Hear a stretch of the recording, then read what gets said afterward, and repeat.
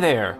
This is Jason Graves, and I am so excited because my musical BFFs from Heavyocity and I have teamed up to bring you FORZO. So I wrote a fairly long demo track called Ascension and have broken it into two parts. And the first thing I think I'll do is just play this from the beginning to end. This is part one. And then we'll dive in and listen to some of these articulations on their own.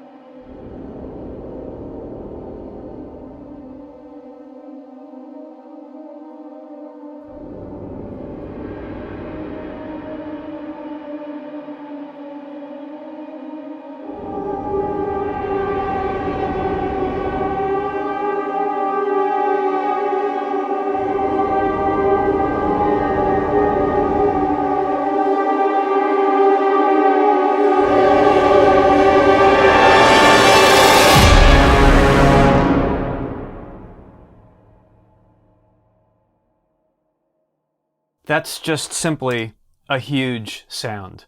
But the idea is this is featuring the brass, and man, what amazing brass it is. Before we get into too much detail, I want to mention that we recorded French horns, trumpets, tenor bones, bass bones, and tubas all on separate sessions, and we recorded the entire ensemble on its own session with the whole entire brass band in the room at once. And most of the articulations are across all of the individual ensembles as well as the full ensemble. Now this means you've got the same players but recording the same effects on different days, so you can go in and stack things and really thicken things up a lot. I don't know any other libraries that have a full ensemble patch that's not basically faked. Why don't we work our way from the top down and dive into some of these patches. You'll notice this is a full ensemble folder, which means literally we had all of the brass players in the room at the same time and recorded these articulations. So if I open this up, you can see we've got a lot of notes covering the spectrum. But the idea is everything was orchestrated so that if it's down here, you're talking about tubas and bass bones. When you get up to here, now we're introducing some tenor bones and French horns. Now the bones have mostly gone away and it's French horns, and then up here we have French horns and trumpets. So it's already orchestrated and you just pick the notes that you want. And it's not put together after the fact. This is the whole band playing in the room at the same time. And you can see all I'm doing is just riding the mod wheel, basically increasing the intensity of this random staccato patch.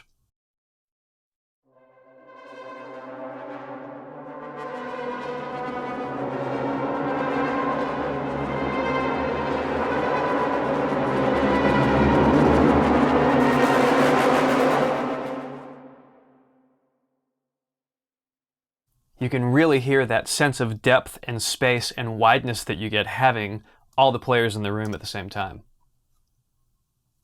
Why don't we listen to a couple of clusters? It's literally just a single MIDI note, but it was pre-orchestrated. You hold down that one MIDI note and you get a cluster.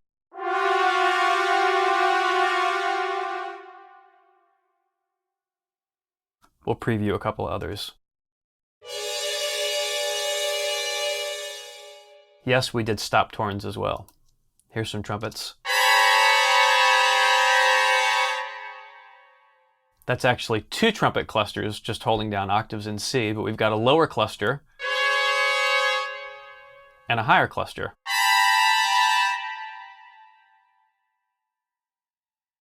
These staccatos are really a lot of fun. And this is with just the horns. So earlier we played the ensemble random staccato. That was the whole band. This is just the horns in the room together. And they're playing a single note.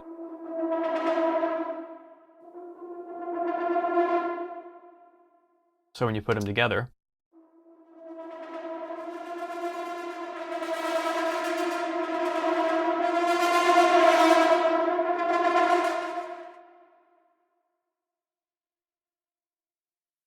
here's some of my favorite patches because they're so simple. The ensemble clusters. Now we actually grabbed clusters with the entire ensemble, all playing orchestrated from low to high with all the instruments. We grabbed just the low brass, basically the tubas and trombones, doing their entire register from low to high, and also the high brass, the horns and trumpets, doing their entire register from low to high. And then you get all of them combined. So with combined ensembles,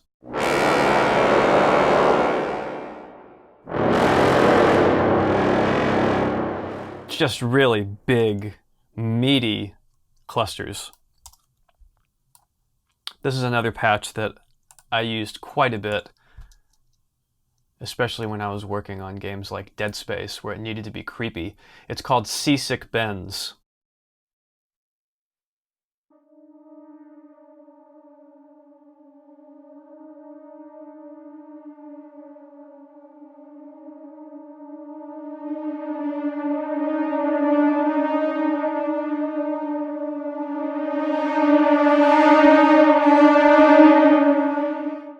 So that was just me manually moving the dynamics wheel. But the idea is there's a lot of dynamic range here. We usually recorded 3 separate dynamic levels, and they're blended together perfectly.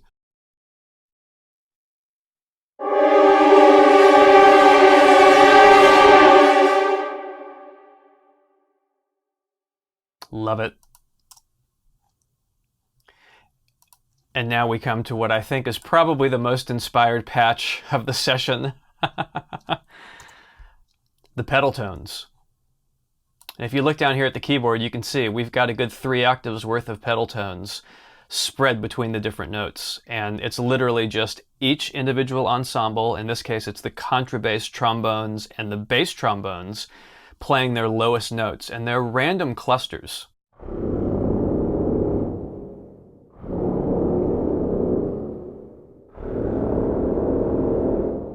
Very low, very quiet, but also very creepy.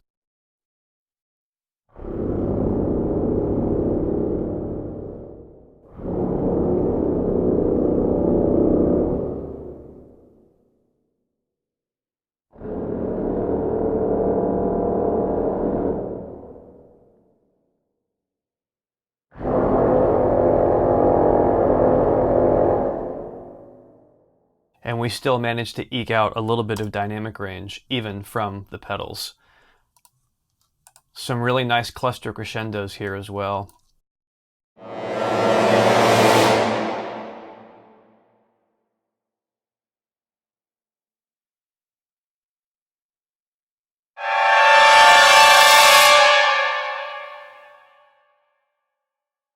And then the ensemble, oh, this is spread out quite a bit. There we go.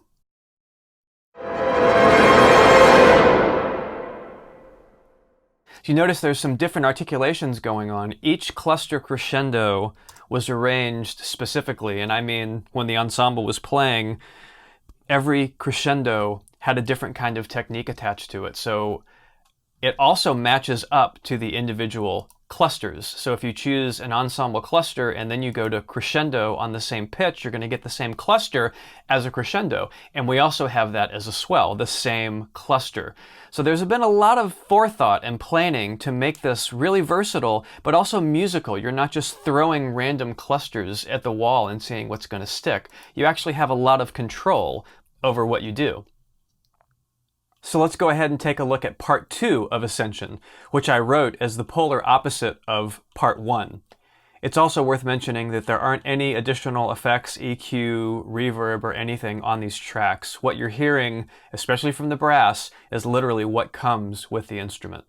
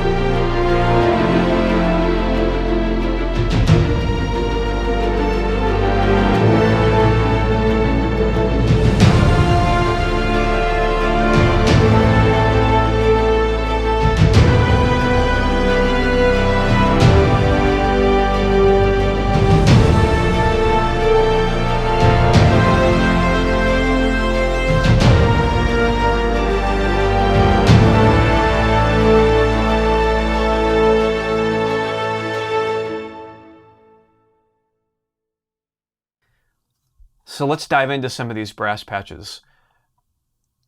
You notice here at the beginning, the piece is basically the same thing. A and B, and then A and B, just much louder.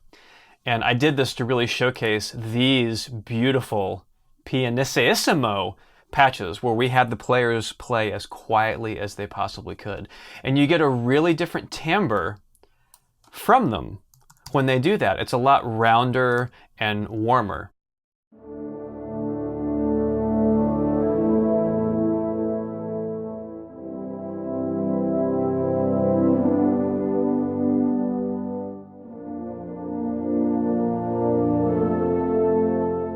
And see, the dynamics, it's the full range of dynamics because they're only playing quiet.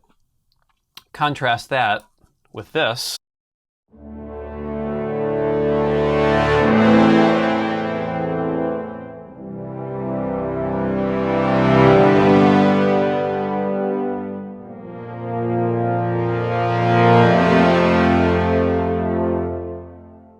And you can hear there's the full dynamic range of the brass.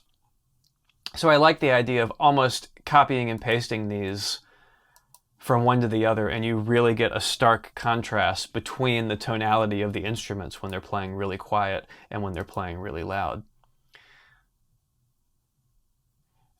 I use the full ensemble sustain patch to basically double things that I wanted to have thicker, mostly down here in the low brass, but sometimes also as a melody. Now you see the purple is where I have the melody, and that's just a way for me to keep track of things a little bit easier. Let's listen to just the trumpets.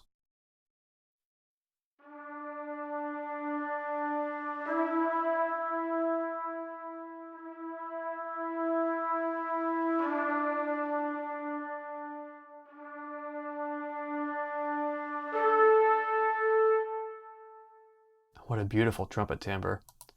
And the horns are doing a little harmony with the melody.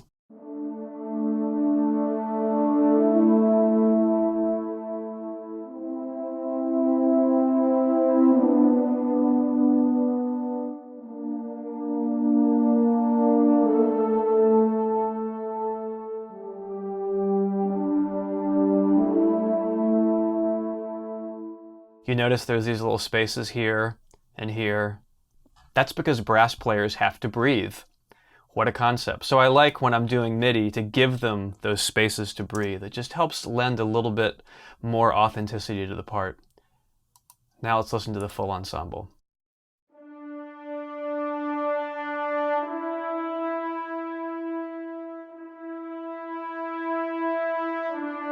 So what you're hearing here are trumpets and French horns.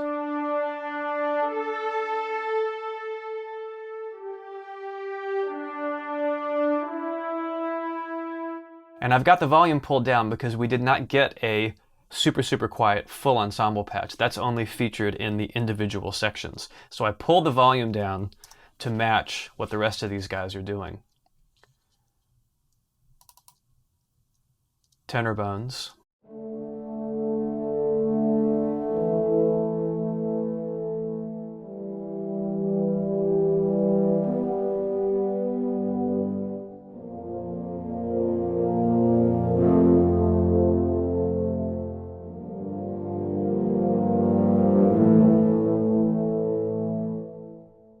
Round and sonorous. I love it.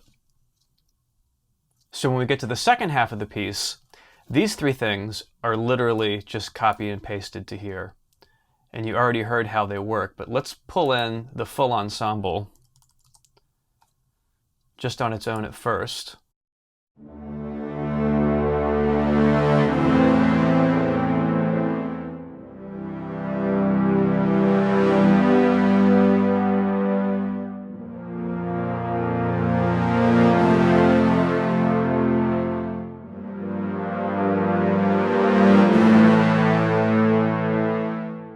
This is a really powerful patch because you have the entire ensemble in one keyboard, but it's completely different than all the other instruments that you hear. So you can stack them without worrying about phasing or any kind of funky artifacts. Here's just the low brass in ensemble form.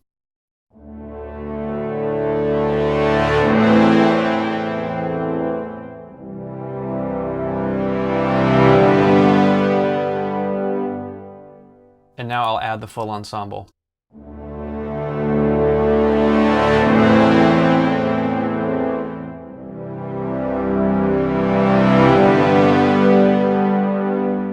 Hear how that really thickens things up? Like it gets even more luscious. It's like music today can almost be too overproduced, but having a really natural way of boosting your ensemble and making them feel larger than life, I think is a great shortcut to getting that sort of tasteful yet large Hollywood sound. The last thing that I'll show is the little, I guess you can call it a melody, but the top voice that plays at the very end. This is just the trumpets. Let's do the sustain first.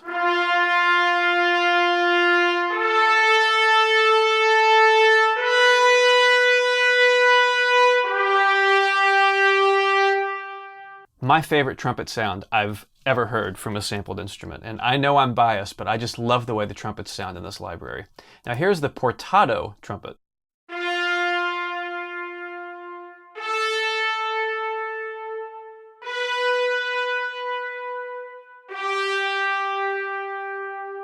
So the same way I would layer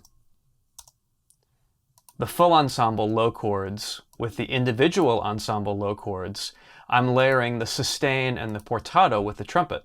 And what I'm getting is the initial attack of the portato, because they are shorter notes by design. The trumpets are blowing a little harder at the beginning, and the longer full body of the sustain.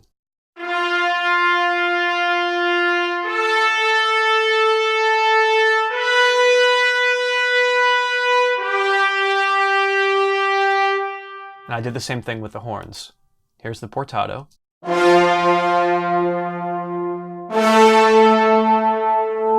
You can hear they're really pushing, which sounds great. Here's the sustain.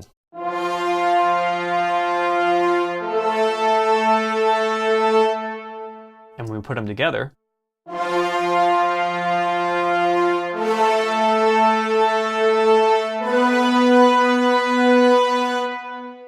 really helps showcase that particular line.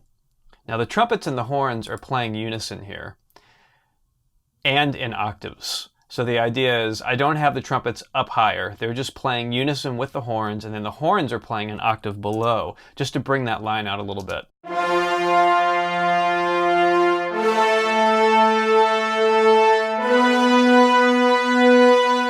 That's an orchestration trick. Even though you're only really hearing the top line, when you have it reinforced an octave below, it sort of helps stabilize it and bring it out in the mix. So for a little final send-off, let's just listen to the whole brass here at the end.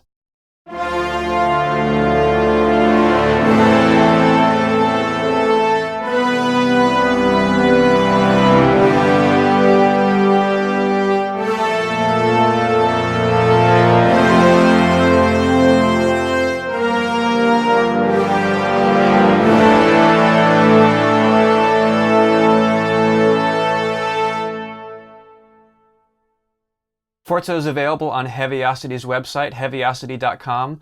There's also other video walkthroughs and a lot more music demos. I strongly encourage you to check it out.